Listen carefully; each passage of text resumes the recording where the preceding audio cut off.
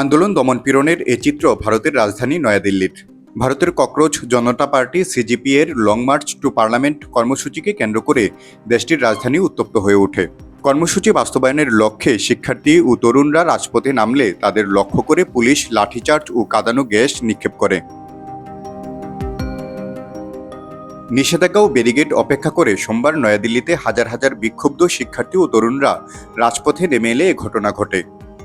মূলত মেডিকেলে ভর্তি পরীক্ষা নিটে অনিয়ম ও দুর্নীতির অভিযোগে ভারতের কেন্দ্রীয় শিক্ষামন্ত্রী ধর্মেন্দ্র প্রধানের পদত্যাগের দাবিতে এ আন্দোলনের ডাক দেয় সিজেপি।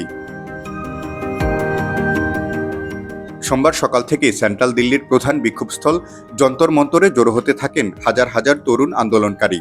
মিছিল নিয়ে তারা পার্লামেন্টের দিকে এগোতে চাইলে এবং একাধিক স্থানে নিরাপত্তা ব্যারিকেড ভেঙে ফেলার চেষ্টা করলে পুলিশের সঙ্গে ধস্তাধস্তি শুরু হয়। এতে কয়েকজন আন্দোলনকারী ও পুলিশ সদস্য আহত হন।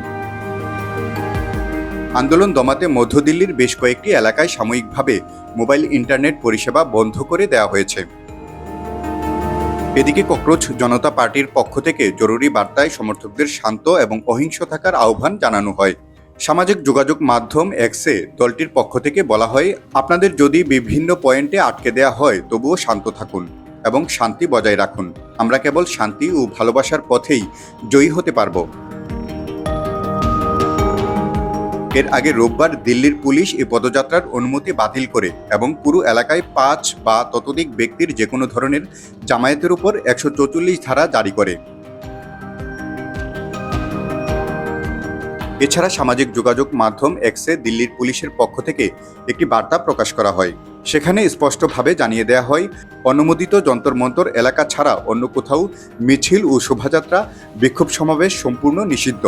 কোনো ব্যক্তি এই নির্দেশ অমান্য করলে তার বিরুদ্ধে আইনি ব্যবস্থা নেওয়া হবে। একই সঙ্গে দেশের সব নাগরিককে আইন মেনে চলা এবং আইন শৃঙ্খলা রক্ষায় সহযোগিতা করার আহ্বান জানায় দিল্লি পুলিশ। তারিকুল ইসলাম, ব্রেকিং নিউজ।